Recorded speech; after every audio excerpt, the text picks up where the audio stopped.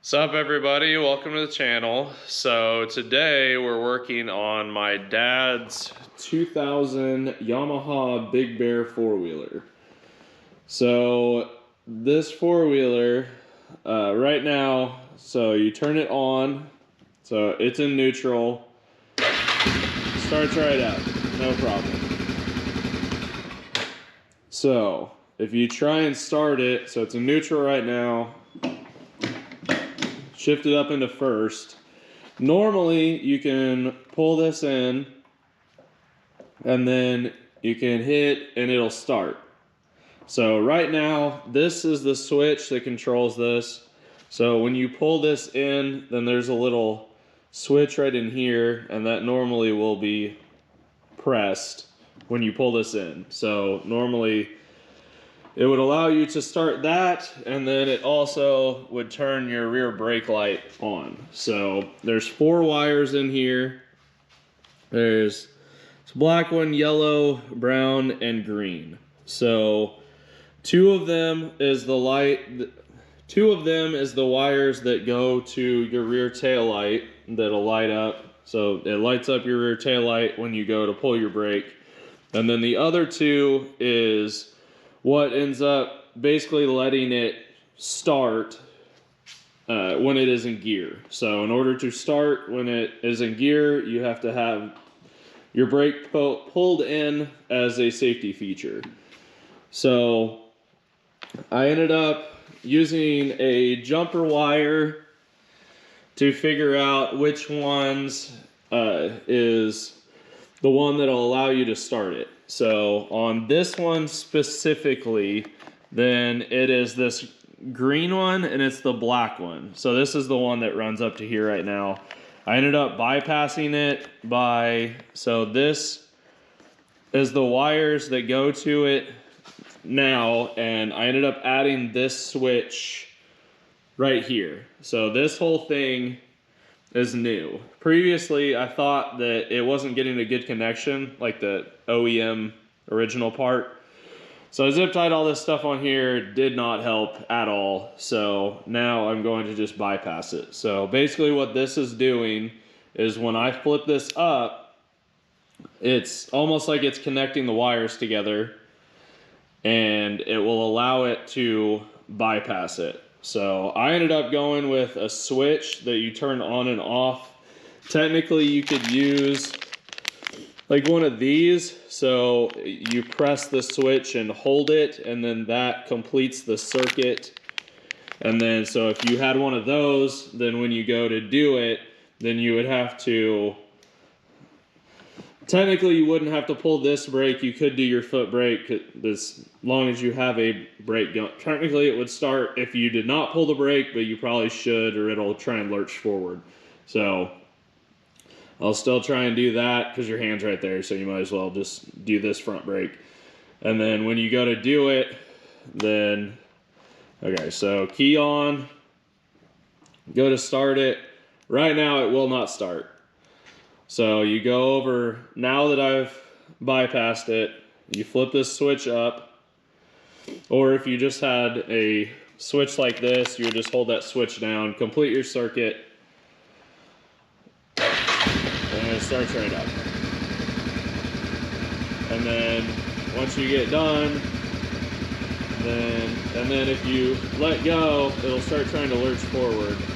So be cautious of that. And then when you're done, you'll just flip that switch off. And right now, I can flip it on and off while it's running. It doesn't do anything, because all it does is it allows it to start when it's in gear. So right now, it's off. The switch is off. So I go to start it. Still doesn't work. Flip the switch on. Starts right up. Now your brake light will not work still, because your brake light is not hooked up. This is bypassing that whole thing. So originally I tried to find this piece and I can't figure out where it is. I looked and got annoyed basically, and then have decided to just bypass the whole thing. So it's easier for me to do that. Anyway, so I haven't finished the wiring up yet, but I'll end up just doing that. When you go to take this loose, then just push on that, just push on it, and those clips will come undone. And then when you're first doing it, just follow your wiring down here. And if you need to take this off, then just pull up on this, like pull straight forward, and you'll kind of have to snake it through that part, and then you can just leave this whole thing on. It's gonna be a pain trying to do it with one hand, but you'll just pull up, and it's got some little clips. It just kind of goes around the handlebars, and then when you go to pull up this side, just kind of snake it around your reverse thing, and then you don't have to take any of this stuff loose. It'll just kind of pull up. It'll be a lot easier if you use two hands. But you'll just pull that up and then kind of get it out of the way if you need to. But yeah, and this is the connector right here. I'm gonna brighten it up.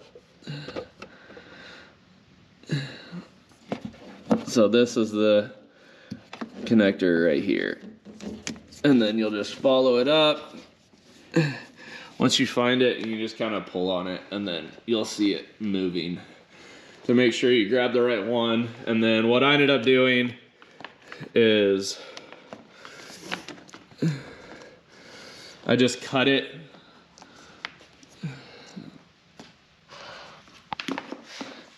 So I ended up just cutting it like part of the way up, slightly more biased towards where it plugs in to the part at, but I ended up just cutting it.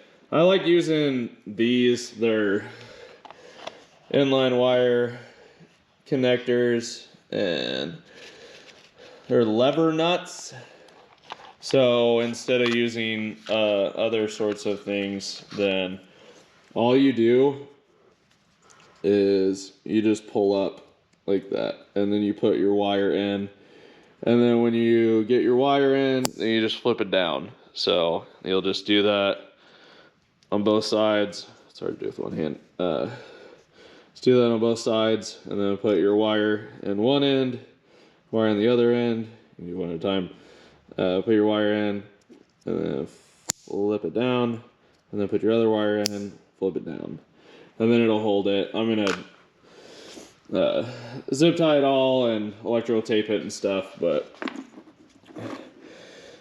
makes a pretty good connector. But yeah, I'll just run that down. This, to take it off, then you just push down on this, and then it'll be in the other one, and you'll just push down on that and then pull it out. So yeah, appears to work pretty good. If you wanted to, you could just take that off, but I'm just gonna leave it on so then it doesn't get dirt and stuff in there. Not that it probably matters, but yeah, appears to be working pretty well. And then you'll actually be able to start it in gear again.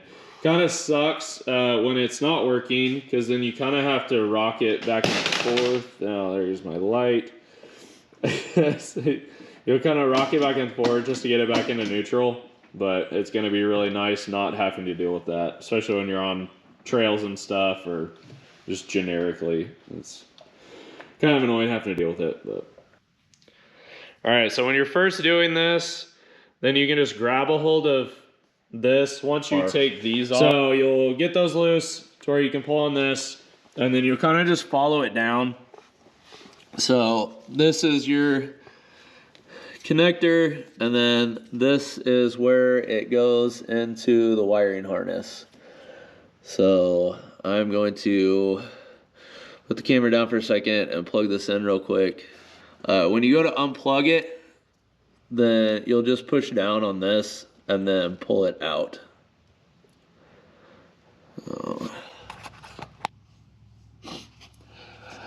Okay, so I got it plugged back in.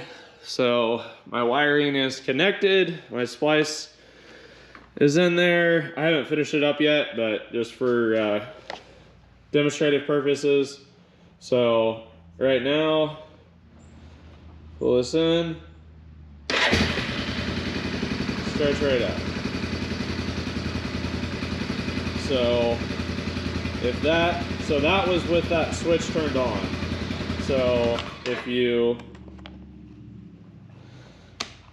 go to turn it and then that switch is off, it won't start because your circuit is not completed, basically. So once you flip that, it's telling it that your front brake or your rear brake on the top is pushed in, starts right up. And then once you do that, you'll just turn this off.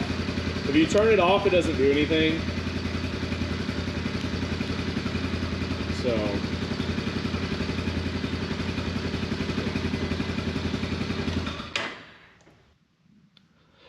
this is what the wiring looks like after I have put a ton of electrical tape on it. So I kind of figure more is more. So if I tape it a bunch, then maybe it'll keep stuff out of it. So the only downside that I've found so far about using these connectors is they are definitely thick with 2 C's for sure. So you will have a bit of girth right there, but other than that, they work really good so far. I've used them on a bunch of stuff and I've had 0 issues with them. So yeah, you may have a little bit of extra wiring, so I may try and zip tie that down once I get it the wiring a little more dialed. Then when you go to splice this in, then kind of watch where you're gonna do it at. So I ended up, it's like kind of right at the limit of where I would want it. So probably would have been better to splice it a little bit further to the end, but I didn't want to put it too close to the end just in case. But maybe when you go to do it, if you do it the way that I did it, then put it a little bit closer down.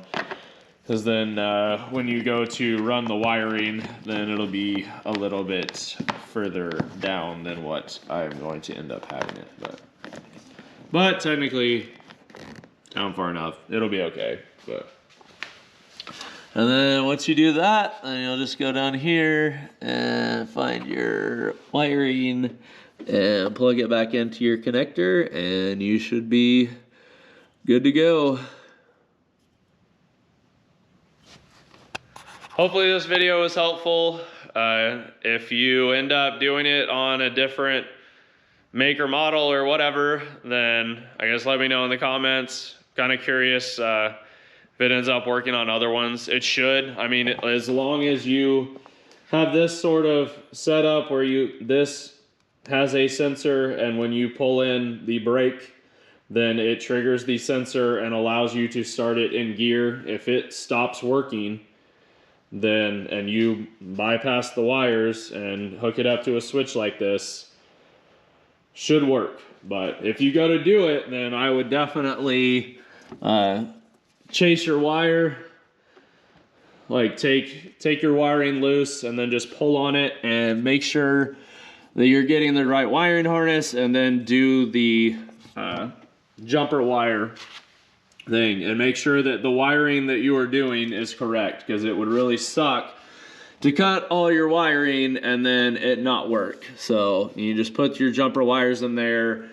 try and hit the start button, and if it's in gear and your start button works, then that is the wiring, the wires that you need. So at that point you would just cut the wires and splice in your new one, your new switch, and it should start right up. So hopefully it was helpful.